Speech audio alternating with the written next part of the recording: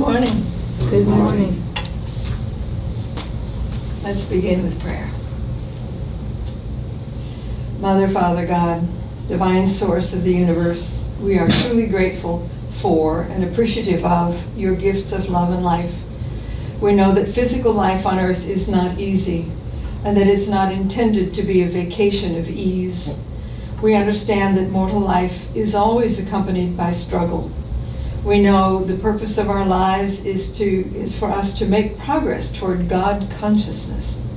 We choose to develop our minds so we are aware of you as first cause of the universe, for our duty to our fellow humans, and so that we can experience the joys of worship. As we come to know you, we become less afraid of life and its challenges. We accept that our greatest challenge is to reconcile our human experiences with our spirits, with our soul selves. You are the living God, the one creator of us all. We ask for your guidance so that we can achieve these divine purposes in our lifetimes. With open hearts and minds, we receive your loving assistance. And so it is. Amen. Today I want to talk about facing new challenges. Anybody here expect to face any new challenges this week? I was watching Who Wants to Be a Millionaire this past week, and one of the questions was about the very first blood transfusion, and it was for a boy aged 15. It happened in 1667, and the question was, from which animal was the blood taken? The choices were piglet, lamb, colt, and young goat. I was sure it was piglet because of so much medical research that has been done with pigs. What would you say? What do you think? Well, the answer was lamb. So I Googled it, and sure enough. But I couldn't find out whether or not the boy lived. I'm sure the lamb didn't. What a big challenge, a new challenge that was for the doctor and the boy. I suspect we each will have new big challenges pop up each week. Some folks call them problems, and that word carries a rather negative connotation. It suggests something difficult that needs a solution. A challenge has a different flavor, like that of rock climbing, or a spelling bee, or skydiving, and so on.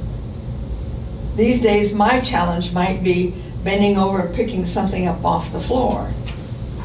I do have some new big challenges facing me. Retirement looms, with more time to fill, aging in place, and staying active and healthy. My frame of mind will guide me in all those challenges. My expectations, emotions, responses to events, and intentions will each have an effect on my outcomes. In Unity, we're part of the New Thought movement. I suspect most folks in the world never heard of the New Thought movement, even though it's been around for decades. Unity isn't a huge branch of Christianity, but we are Christians. We don't have the negative interpretation of events like many people do. We share a set of beliefs concerning metaphysics, positive thinking, the law of attraction, healing, life force, creative visualization, and personal power. We believe in the power of mind over matter, that our thoughts are creative, and that everything starts in the mind. Have any of you seen the TV show Married at First Sight? Several experts match couples and arrange the marriages, and the couples meet at the altar on their wedding day. The program gets hundreds of applicants each season. One couple, after their wedding, were on their honeymoon, and as they were leaving the islands to fly home, the new husband said, "Our honeymoon is not a phase, but a mindset." I was so impressed with his attitude. And I thought each challenge requires a special mindset. Life is not a phase because we know life is eternal. So this part is just a mindset. God is the one great creator mind of the universe. And that divine source created us and gave us good minds.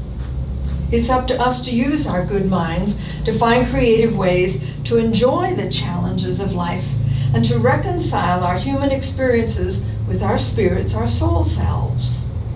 We can do that, and then we heal ourselves and we allow wholeness. Healing is the process of accepting all, and then choosing the best for self. Our soul knows that its purpose is evolution. The soul isn't worried about our financial or social success in our careers, or how well toned our muscles are, or even how well we develop our mind in education. Those projects are meaningless to the soul. Our frustrations and anxieties come from not listening to our soul. To listen well, we must first get acquainted with the goal of our soul and stop making judgment about our ego self and others. We all tend to judge things around us, self, others, situations, events, and give out lots of shame, blame, and guilt. If we praise self, we judge that as not very good and egotistical. If we criticize self, we judge that as not very good and the blame game. So we can't win either way. Judging just doesn't work. Something or someone ends up feeling not good enough. In the New English Bible, John 7:24 reads, "Do not judge superficially, but be just in your judgments." And Matthew 7:1-3 reads, "Pass no judgment, and you will not be judged. For as you judge others, so will you yourselves be judged. And whatever measure you deal out to others will be dealt back to you. Why do you look at the speck of sawdust in your brother's eye, with never a thought to the great plank in your own?" When we face problems or challenges, we would do better to find a solution rather than dish out judgment. We would do better if we dished out love. In order to solve problems and effectively handle challenges, our mind must be free of all personal prejudices. The word prejudice means prejudging. We really do know better. Jesus taught us, "Judge not." He also said, "Blessed are the peacemakers, for they shall be called the children of God." And peacemaking is always a human challenge. What the soul desires is the highest possible feeling of love. Our soul wants that feeling. Not just the knowledge of it, but to feel that great love. The highest feeling of love is the experience of uniting with divine mind, with the all that is. That is the great return to perfect truth. Love is the combination of all emotions, the summation or total or aggregate of all feelings. And that's a new way to think about love. We humans tend to think of all emotions in a line, from love to hate, with percentages all along the way. For the soul to experience perfect love, it must experience all feelings, all emotions. How can we have compassion for things that we don't understand, that we haven't felt ourselves? How can we forgive in someone else that which we've never experienced in self? Here we see the simplicity and awesome magnitude of the soul's journey. We understand at last what it is up to. The purpose of the human soul is to experience all of it, so that it can be all of it. We have to experience challenges, big and small. We already know and understand that our world is one of opposites. We live in a dualistic world. The negative is right alongside with all the positive stuff. And that duality allows us to see the difference and to make a choice between negative and positive. How could we ever choose good if we didn't know that bad existed? The soul wants to experience the highest feeling and to know its own greatness. The job of the soul is to get us to choose the grandeur, the greatness, and select the best of who we are, without condemning that which we don't select. This is a big task, taking many lifetimes, for we tend to rush to judgment and call a thing wrong or bad or not good enough, rather than to bless what we don't choose. Acceptance. Toleration of other people's stuff, methods, and ideas. Just letting it all be. And still blessing what we do not choose. Just choosing something different. That can be so hard to do, can't it? Especially when making choices are all wrapped up in our own tough mental, emotional, financial, or health challenges. Religions can help sort out and evaluate and adjust the way we think about problems and challenges. Religions help lift our spirits, raise our sights, and help us interpret through love other people, places, and events. For example, Unity's principles help us realize that we each are responsible for what we think, not what others think. We cannot talk others out of their perplexities when they reach a serious stage of involvement in an issue. We can barely change our own minds, let alone someone else's. When people have strong feelings about an issue, we can't do much about that. Johann Wolfgang von Goethe once said, "A man convinced against his will is of the same opinion still." We don't have to participate in personal social difficulties of others. Our unity principles tell us to let all that go and trust God. We need to step aside and make time for our own rest and relaxation, and not talk about the issues, thus letting our stress and vexation go. We need to take time to meditate, to pray, and to worship God. We must know and appreciate the value of rest and relaxation. After a time of separation from an issue or challenge, we can return to it refreshed, with a clearer mind, with a steadier hand, and a more resolute heart. We all know that patience is a virtue. It might be a rare commodity these days, but it has great value. Think of the patience Jesus must have had when dealing with the crowds who wanted an earthly king, who didn't understand his new ideas, and who mocked and crucified him. When we demonstrate patience with ourselves and with others, and with the challenging situations that we face, we can express and feel love, and then we reap joy. A wonderful technique for dealing with challenges is prayer. Jesus' teachings are our best guide for prayer. As a man of the realm, as a human, he brought to God the greatest of all offerings, the consecration and dedication of his own will to the majestic service of doing God's divine will. Jesus always and consistently interpreted religion completely in terms of the Father's will. When we study the career of Jesus, the Master, as concerns prayer or any other feature of religious life, we can look not so much for what he taught as for what he did. Jesus never prayed as a religious duty. For him, prayer was obviously a sincere expression of spiritual attitude. For a moment, think about your own method and form of prayer. Gently compare your method of form with Jesus's. His praying was a declaration of soul loyalty, a recital of personal devotion, an expression of thanksgiving, an avoidance of emotional tension, a prevention of conflict,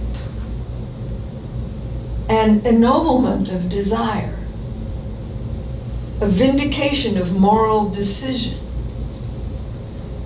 an enrichment of thought, a consecration of impulse, a clarification of viewpoint, and a surrender of will.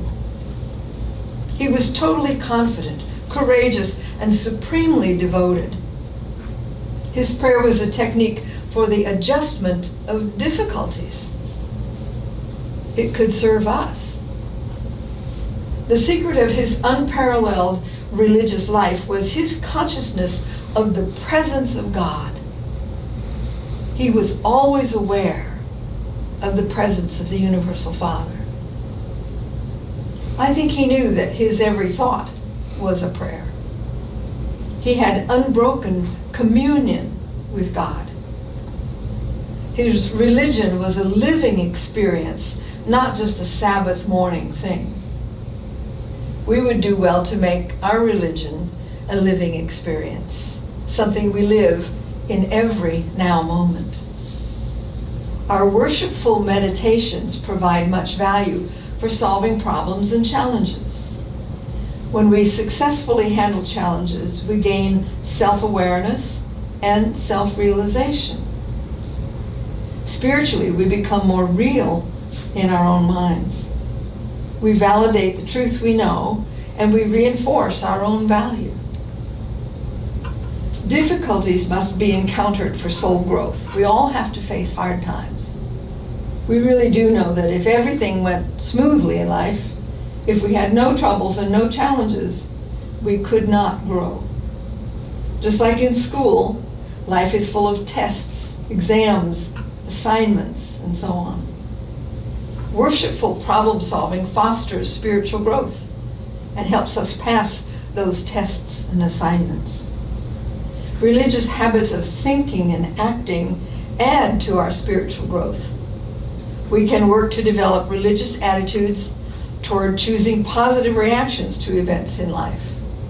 In other words, we can condition ourselves to have spiritual reflexes.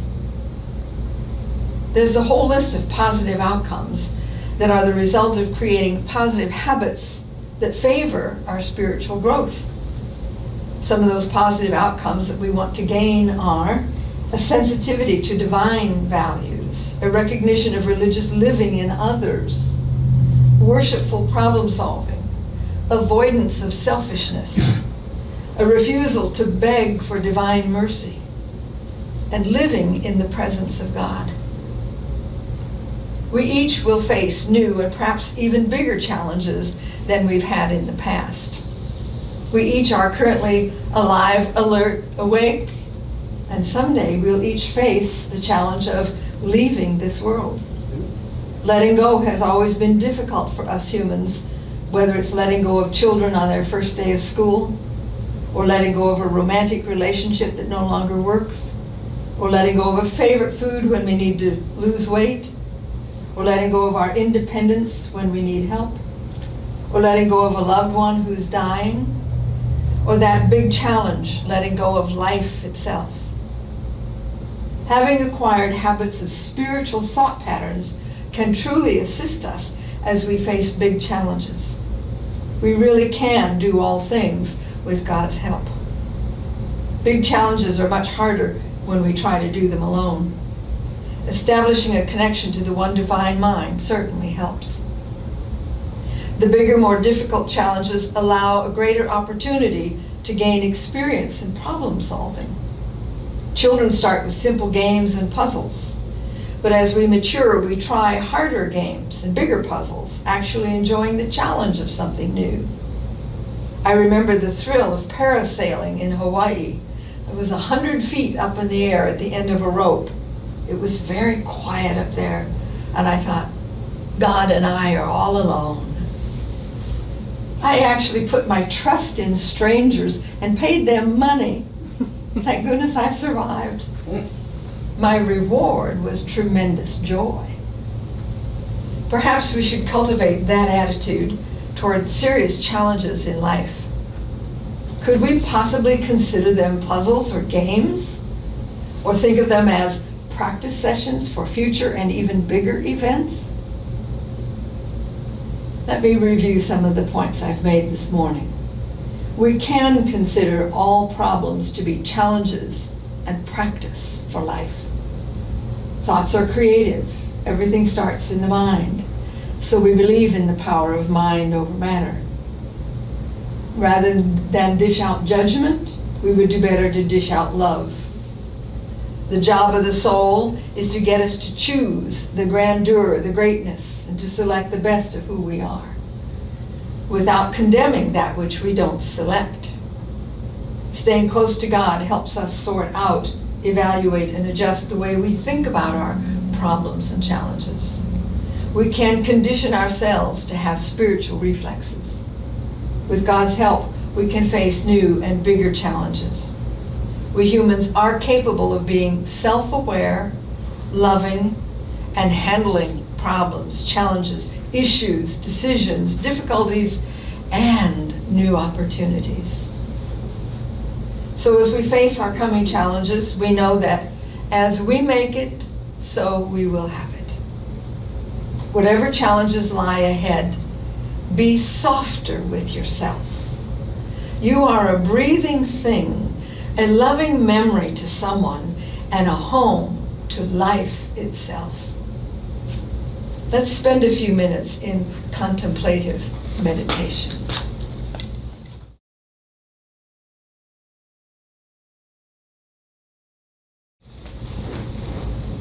Meditation is our time to quiet our minds and focus again on our connections with the One Holy Presence, gaining access to divine inspiration and guidance for life. Close your eyes, relax, let your shoulders down. Let the chair hold you.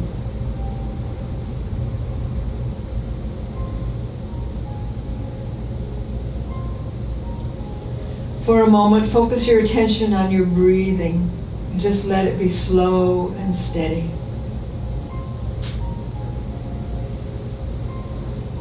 Let your mind release the chatter.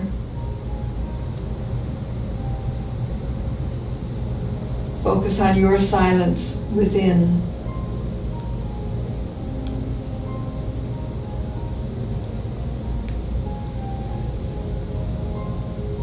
Let your intention for this time of meditation be to gain insight on releasing ego and focusing on the unity you already have with the one presence of the universe.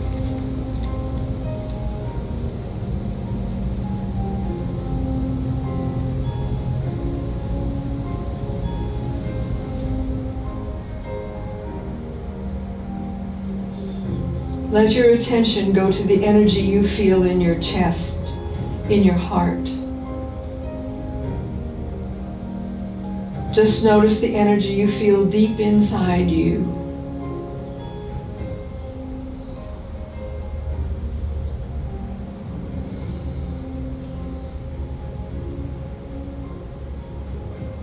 Allow your attention to notice that your energy extends into your arms and legs. You can feel your energy in your fingertips.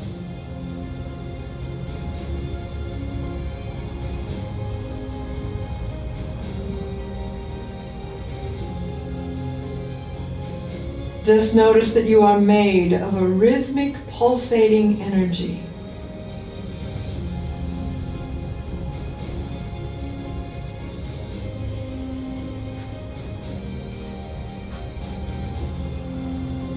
Let your attention lose the shape of your body. Just feel the energy within.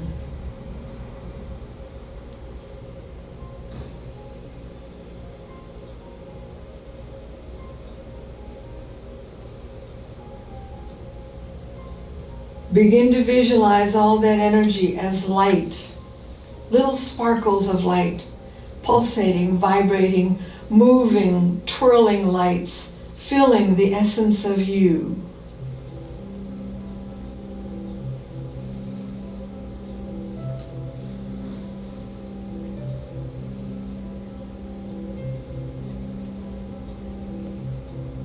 Begin to notice that your energy is now swirling inside and outside your bodily form, creating a wonderful large ball of energy in and all around you.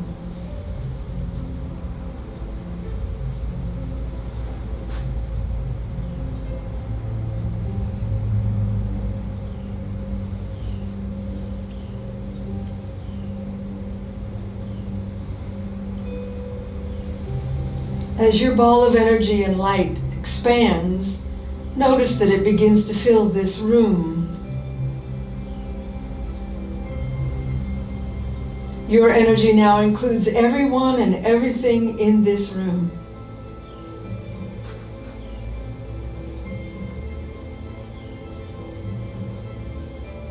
All our energies have merged into one delightful, sparkling, vibrating ball of light, all colors of the spectrum dancing around together.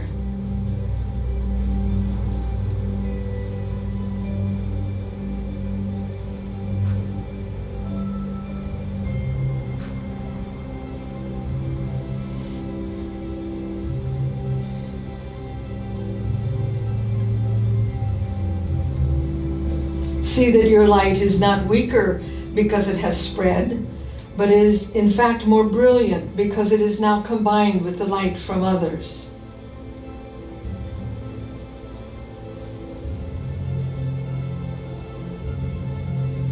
Feel the vibrating light as pure love.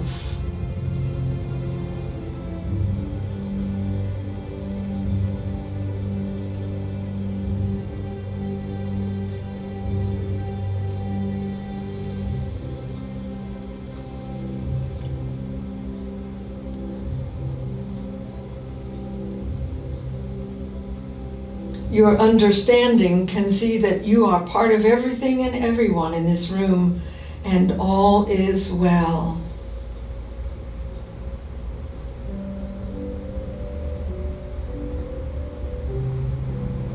You are part of the one love.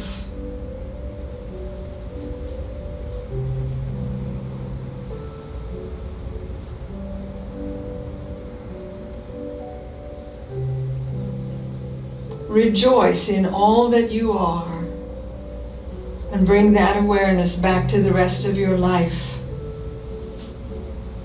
And when you're ready, open your eyes.